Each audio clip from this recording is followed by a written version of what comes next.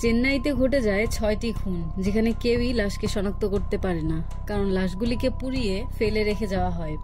একজন police officer একটি ধারাবাহিক তদন্ত শুরু করেন। হত্যাকাণ্ডের সবকটিতেই ভিকটিমকে শহরের বাইরে নিয়ে যাওয়া হয়, একেবারে কাছে থেকে গুলি করা হয় এবং তারপর শনাক্ত করা যায় না এমনভাবে পুড়িয়ে ফেলা হয়। বলছি 11 নামক সেই ক্রাইম থ্রিলার মুভির কথা। 11 2025 সালের একটি ক্রাইম থ্রিলার চলচ্চিত্র, যা লোকেশ আজলস দ্বারা রচিত এবং পরিচালিত। ছবিটি তামিল এবং তেলেগুতে একই সাথে চিত্রায়িত। 11 মুভিটি 16 মে 2025 তারিখে থিয়েটারে মুক্তি পায়। ছবিটি সমালোচক এবং দর্শকদের কাছ থেকে ইতিবাচক রিভিউ পেয়েছে। যদিও কেউ প্রথমার্ধে গল্পটি অনুমানযোগ্য বলে মনে করেছিলেন, তবে সিনেমাটি দ্বিতীয়ার্ধের মোড়, আকর্ষণীয় সাসপেন্স এবং শক্তিশালী অভিনয়ের জন্য প্রশংসিত হয়েছে। সিনেমাটি শুরু হয় একজন সিরিয়াল কিলারের দ্বারা নির্জন রাস্তায় একটি প্রাণহীন দেহে আগুন লাগানোর মাধ্যমে। খুন চলতে থাকলে মৃতের সংখ্যা 6 জনে পৌঁছায় এবং এসিপি রঞ্জিত কুমারকে প্রাথমিকভাবে মামলার দায়িত্ব দেওয়া হয়। যাই হোক, রঞ্জিত একটি সড়ক দুর্ঘটনার কারণে কোমায় চলে যাওয়ার পর মামলাটি এসিপি অরবিন্দনের কাছে হস্তান্তর করা হয়, যিনি একজন মেধাবী এবং দৃঢ়চেতা অফিসার। তিনি সম্প্রতি ধীরেনের নেতৃত্বে একটি অর্থ ডাকাতি দলকে গ্রেপ্তার করেছিলেন। অরবিন্দন সাব ইন্সপেক্টর মনোহরনের সাথে ধারাবাহিক হত্যাকাণ্ডের তদন্ত শুরু করেন। অরবিন্দন একটি গুরুত্বপূর্ণ প্রমাণ আবিষ্কার করে। একজন ভুক্তভোগীর শরীরে একটি গোড়ালি অস্ত্রোপচারের প্লেট দেখতে পায়, যা তাদের বয়স অনুসারে 7 জনকে বাছাই করতে সাহায্য করে। সন্দেহভাজনদের মধ্যে একজন হলেন সুধাকর, যার গোড়ালির অস্ত্রোপচারের ইতিহাস রয়েছে। এরপর অরবিন্দন মীরার সাথে দেখা করেন, যিনি একজন ভুক্তভোগীর যমজ বোন। টুইন বার্ডস স্কুলের সাথে মীরার সংযোগ দেখা যায়, যেখানে সুধাকরের বাড়িতে একই রকম একটি ছবি পাওয়া গেছে, যা সন্দেহভাজন এবং ভুক্তভোগীদের মধ্যে গভীর সংযোগের ইঙ্গিত দেয়। জিজ্ঞাসাবাদের সময় সুধাকর এবং মীরা একটি চমকপ্রদ সত্য প্রকাশ করে। তারা ব্যাখ্যা করে যে তাদের যমজ ভাই বোন নিখোঁজ হয়েছিল এবং তারা একটি মুখোশধারী আততায়ীর কাছ থেকে একটি ভিডিও কল পেয়েছিল, যে তাদের অপহরণ করে এবং মুখ ঢাকা একজন ব্যক্তিকে হত্যা করতে বাধ্য করে। যমজদের হুমকি দেওয়া হয়েছিল যে যদি তারা হত্যা করতে অস্বীকৃতি জানায়, তবে তাদের নিজ নিজ ভাই বোনদের হত্যা করা হবে। তাদের ভাই বোনদের বাঁচাতে তারা হত্যাকাণ্ড ঘটিয়েছে।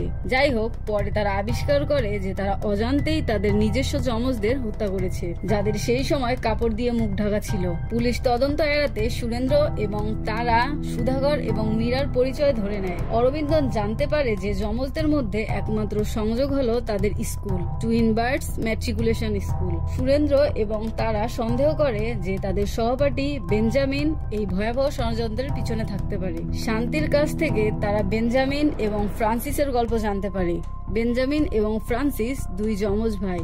রাস্তা থেকে একদিন তাদের উদ্ধার করে স্কুলে আশ্রয় দেওয়া হয়েছিল। ফ্রান্সিস ছিলেন স্নায়বিক বৈচিত্র্যময়, অন্ধকারের প্রতি তার গভীর ভয় ছিল, এবং বেঞ্জামিন ছিলেন একজন দাবা প্রতিভা। অরবিন্দন বেঞ্জামিনের উদ্দেশ্য উন্মোচিত করে। সে সঠিকভাবেই যমজ সন্তানদের তদন্ত করে এবং জানতে পারে যে বেঞ্জামিন কেবল সেই যমজ সন্তানদেরই হত্যা করেছে, যারা তার ভাইয়ের মৃত্যুর দিন তার পদার্থবিদ্যা ল্যাবে উপস্থিত ছিল।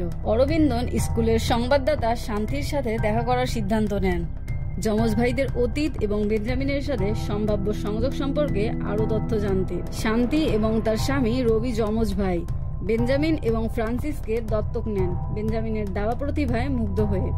ভাইদের তাদের স্কুল টুইন বার্ডস ম্যাট্রিকুলেশন স্কুলে লালন পালন করা হয়েছিল। বেঞ্জামিন একজন দাবা প্রতিভায় পরিণত হয়, স্কুলে খ্যাতি অর্জন করে এবং ফ্রান্সিস পড়াশোনায় শীর্ষস্থান অর্জন করে, যা তাদের সহপাঠীদের ঈর্ষার কারণ হিসেবে পরিণত করে। দুঃখজনক ঘটনা ঘটে যখন ন্যাক্টোফোবিয়ায় ভুগছিলেন ফ্রান্সিস।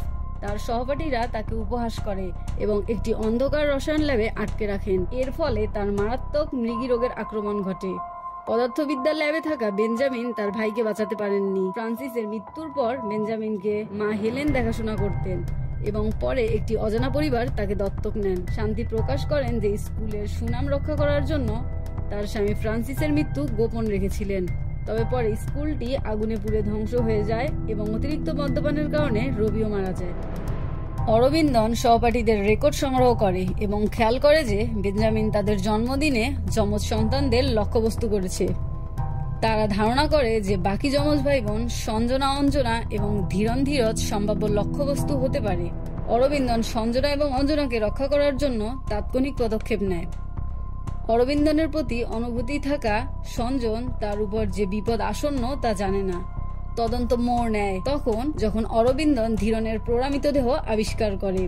এদিকে রঞ্জিত কুমার, যিনি প্রাথমিকভাবে মামলার তদন্ত করেছিলেন, প্রকাশ করেন যে তার কোমা একটি পূর্ব পরিকল্পিত হত্যার চেষ্টার কারণে হয়েছিল। তিনি আরও প্রকাশ করেন যে খুনি তাকে উদ্ধার করে হাসপাতালের কাছে রেখেছিলেন।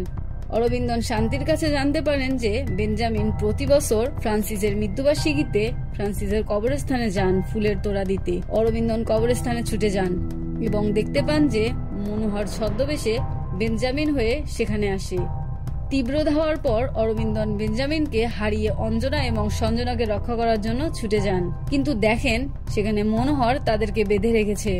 তাদের মাঝে মারামারি শুরু হয় এবং অরবিন্দন অঞ্জনাকে হত্যা করা থেকে বেঞ্জামিনকে বিরত রাখার জন্য তার বন্দুক সঞ্জনার হাতে তুলে দেয়। যাই হোক, অরবিন্দনের নির্দেশে বিশ্বাস করে এক সময় না বুঝেই সঞ্জনা তার যমজ বোন অঞ্জনাকে গুলি করে।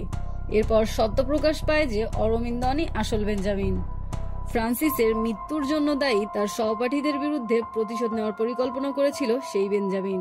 বেঞ্জামিন রঞ্জিত কুমারের কাছে আত্মসমর্পণ করে যে তার লাইটার বক্স দেখতে পেরেছে।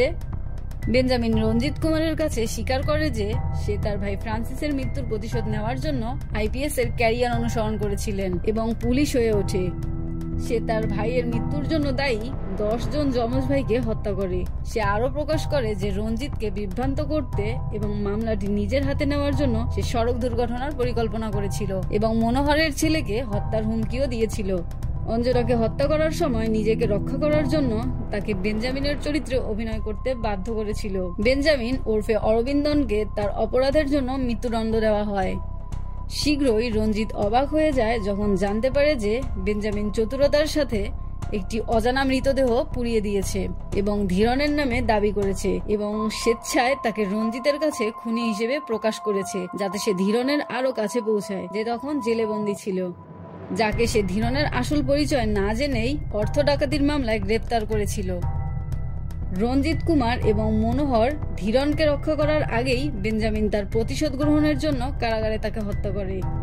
এক আশ্চর্যজনক মোড়ের মধ্যে বেঞ্জামিন কিছু ড্রাগ খেয়ে মারা যায়, কিন্তু মনোহরকে তার হৃদয় দান করে যায়। মনোহর ফ্রান্সিসের কবরের কাছে তাকে কবর দিয়ে বেঞ্জামিনের শেষ ইচ্ছা পূরণ করে। 11 মুভিটির সমাপ্তি যমজদের সম্পর্কে পরিচিত তথ্যকে ন্যায্যতা দেয়, যে একজন আহত হলেও অন্যজনও ব্যথা পায়। ফ্রান্সিস ছাড়া বেঞ্জামিন থাকতে পারে না। সে সর্বদা রক্ষক ছিল। শক্তিশালী ফ্রান্সিসের কোমলতায় সে সুরক্ষা এবং যত্ন খুঁজে পেয়েছিল। অভিভাবক, শিক্ষক সবারই প্রতীকী যে তারা কিভাবে পৃথিবীতে একে অপরের একমাত্র জীবন্ত আশ্রয় ছিল, যেখানে ফ্রান্সিস বেঞ্জামিনের বাবার ভূমিকায় অভিনয় করে এবং বেঞ্জামিন ফ্রান্সিসের ভূমিকায় অভিনয় করে। ছবিটি শেষ হয়ে যায় এক অন্ধকার মোড় নিয়ে, সেই সাথে এক ভারী আবেগের ভারে, যেখানে আমরা দেখি দুই ভাই শিশুকালে একটি ফ্যান্টাসি সিকোয়েন্সে একত্রিত হচ্ছে, আর শেষে বেঞ্জামিন চিরকালের মতো তার ভাইয়ের পাশে শায়িত থাকে। আজকের মতো এখানেই বিদায় বন্ধুরা, দেখা হবে আগামীতে নতুন কোনো গল্পের সাথে। সেই অবধি ভালো থাকবেন, সুস্থ থাকবেন, আর সাবস্ক্রাইব করে পাশে থাকা বেল আইকনটি প্রেস করে আমাদের পাশেই থাকবেন। ধন্যবাদ সবাইকে।